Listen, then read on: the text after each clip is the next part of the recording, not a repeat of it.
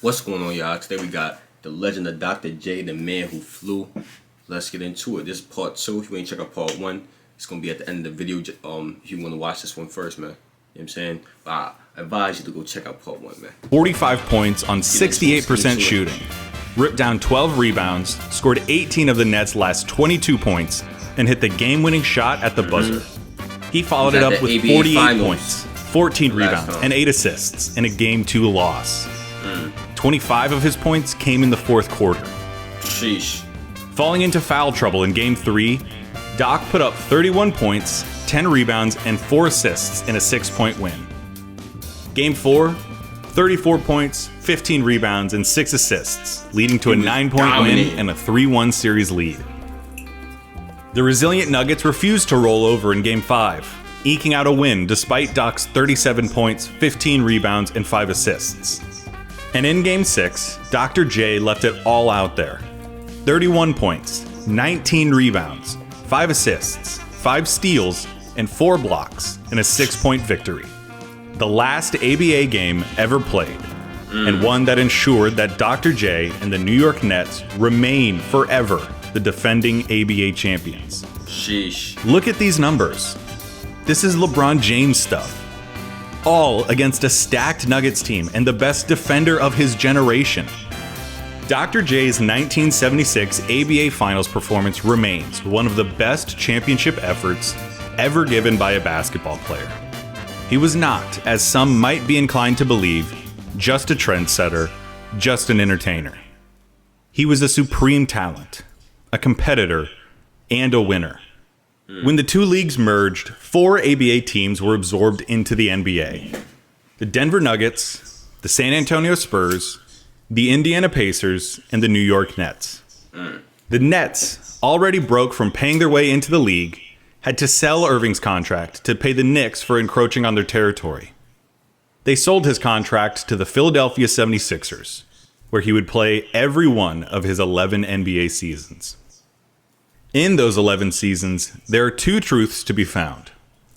One, that he never quite reached the same heights as he did in the ABA. And 2, that for those 11 years, there were few players in the world that you would have rather had than Dr. J. His first few years with the Sixers were divisive. They were loaded with guys like George McGinnis, Doug Collins, Daryl Dawkins, and Lloyd B. Free.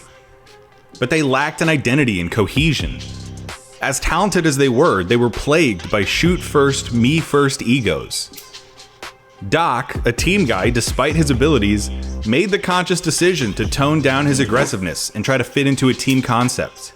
He still had his moments when he would press on the accelerator, winning the 77 All-Star MVP and submitting a pantheonic dunk over Bill Walton in the 77 finals. But his teammates never seemed to reciprocate that selflessness. Maybe Doc's biggest career disappointment came in the 77 finals, where the heavily favored Sixers fell to Walton's upstart Trailblazers.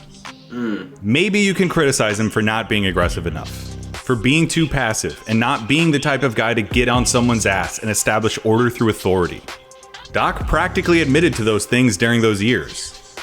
But the only reason any of that was a problem was because this was never really a Dr. J team. That would change in 1980, the same year he encountered 2 players that would become the toughest challenges of his career: Larry Bird and Magic Johnson. The 1980 Sixers played a marvelous style of basketball, thanks to players like Henry Bibby, Maurice Cheeks, Lionel Hollins, and Doc's old matchup, Bobby Jones. They finished 1 game shy of 60 wins, the franchise's best mark in over a decade, and strode through the Eastern Conference, beating rookie Larry Bird's Celtics 4-1 in the Eastern Finals. In the NBA Finals, they faced the Los Angeles Lakers of Kareem Abdul-Jabbar and rookie Magic Johnson. The series would see 2 iconic moments. One in a 3-point Game 4 win, when Doc did something only he could do. A swooping behind-the-backboard layup that goes down as one of legend. That's an iconic one. And Magic's Herculean effort in Game 6. After the teams traded victories through the first 4 games, Kareem won Game 5 for the Lakers with a monstrous 40-point, 15-rebound performance. He was injured at the end of the game, though, and was forced to miss Game 6. Damn. We all know the rest. As a 20-year-old rookie, Magic Johnson jumped the ball at center, scored 42 points, grabbed 15 rebounds, dished out 7 assists, and clinched the championship for the Lakers with one of the great playoff performances making the case ever. for Magic. An empty-handed Doc yet again. But he wasn't the type of player to stop. In '81, he enjoyed his finest individual season, captaining the Sixers to 62 wins, tied for the most in the league, made first-team All-NBA, and won the NBA's Most Valuable Player Award, 5 years and a league removed from his ABA prime. But of course, because these things are rarely straightforward and easy, the Sixers would choke away a finals trip later that postseason, blowing a 3-1 lead to the Celtics in the Eastern Finals. In '82, the Sixers won 58 games. Doc was again named to the NBA's first team, and again met Larry Bird's Celtics in the Eastern Conference Finals, where again, the Sixers would open up a 3-1 series lead, which they would again let slip away, resulting in a winner-take-all Game 7 against the defending champion Celtics on the parquet floor. But this time, the Sixers had a secret weapon, a second-year guard named Andrew Toney, who earned himself the nickname the Boston Strangler. He would score a game-high 34 points, and with Doc's stat-stuffing box score of 29 points, 4 rebounds, 5 assists, 3 steals, and 3 blocks, the Sixers arrived at their third finals in 6 years. They would face the Lakers again, and would again fall, but their newfound resolve made the Sixers believe that they were just a piece away. That summer, they acquired that piece. The most physically imposing center in the league, Moses Malone. He was everything they'd needed. The video isn't about him, so I can't get too much into him, but we'll hit the important stuff. He was the defending regular season MVP and had also won the award in 1979. He was a rebounding machine on the Mount Rushmore of boards with Wilt, Russell, and Rodman. He could score effectively, was unbelievably physical, could run the floor, get every offensive board, and was such a sure thing on the glass that the rest of the team could leak out and start streaking down the court with the assurance that he would be getting the ball and throwing it ahead. He also just so happened to routinely give Kareem as much trouble as he would ever face. The results were immediate. The '83 Sixers were incomparable. By March, their record stood at 49-7. There was talk of breaking the '72 Lakers' all-time wins record, and already a discussion about whether a championship would earn this team the mantle as the best team ever. By the end of the season, they'd cooled off slightly, finishing with a 65-17 record, still the best the NBA had seen in a decade.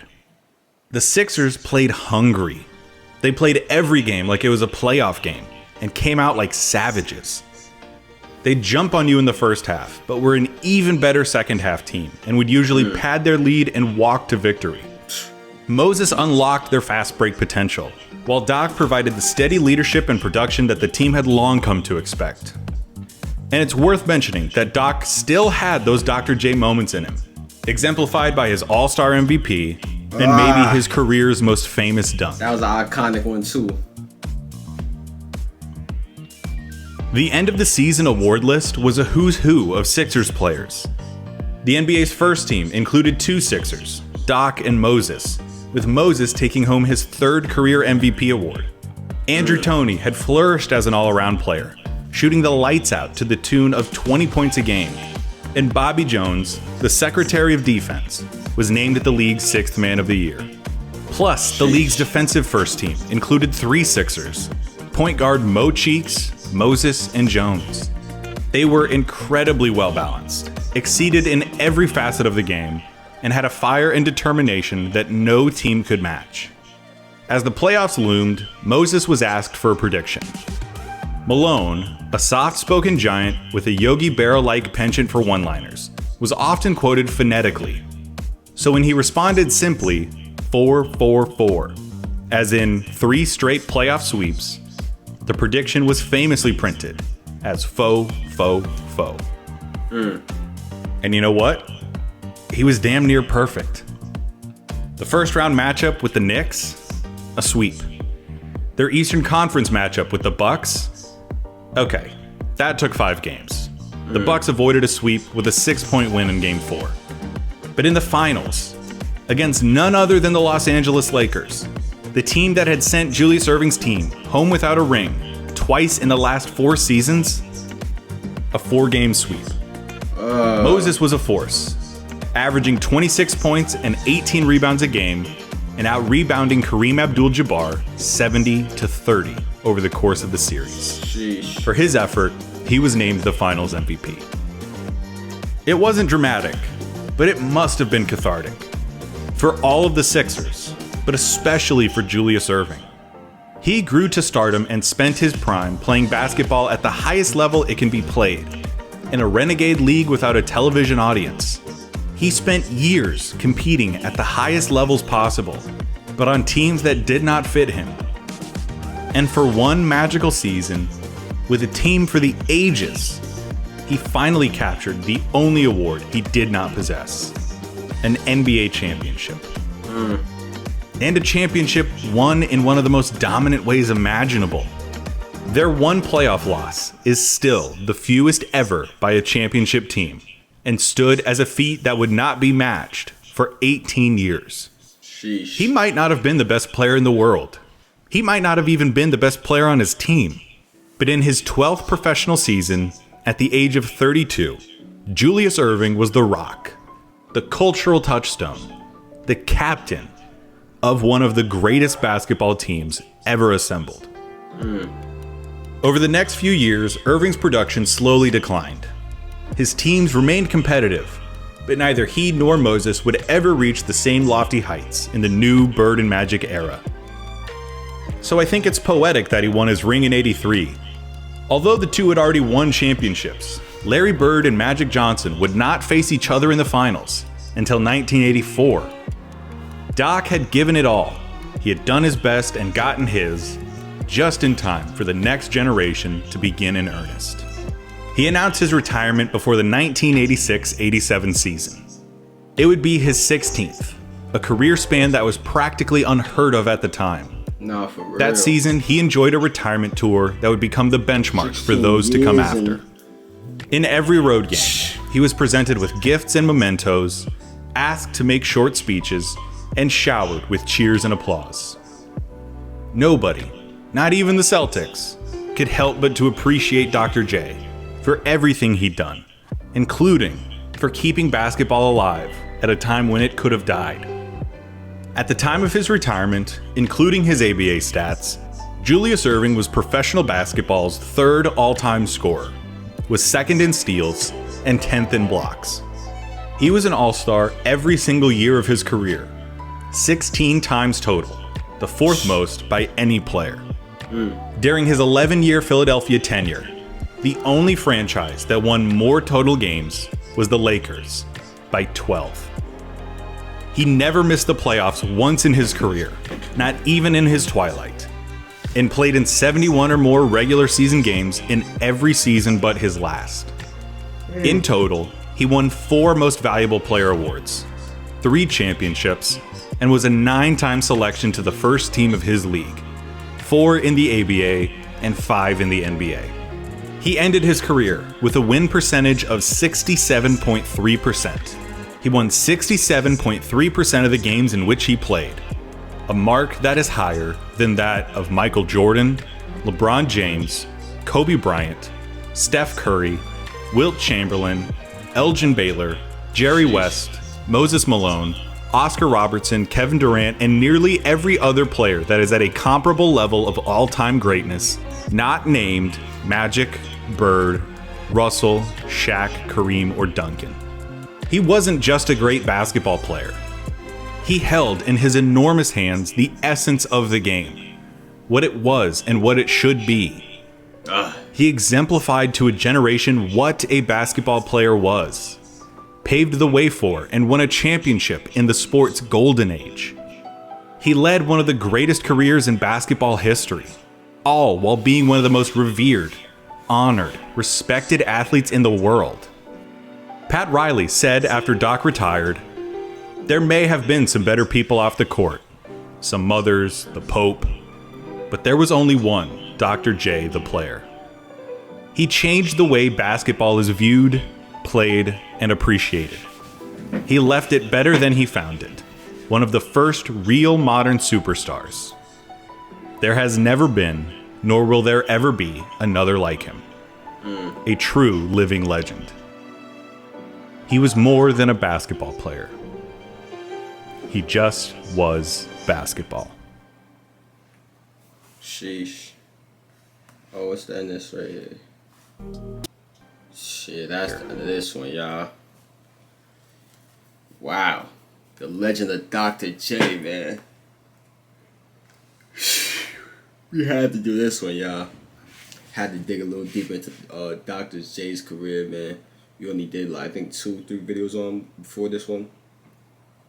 Had to really see a full overview of his career so I could put him into my all-time list and fill in that blank in the history book, man. You know? But if you guys enjoyed this one, y'all know what to do. Click on the last reaction. You know what I'm saying? That's part 1 if you ain't see it. Turn on post notifications. And if you've seen part 1, click the channel. And you know what I'm saying? Just go watch another. There's 1,500 videos on the channel, y'all. Check them out, my brothers and sisters. And I'm out there, man. I'm out there. Share the video, subscribe, all that good stuff.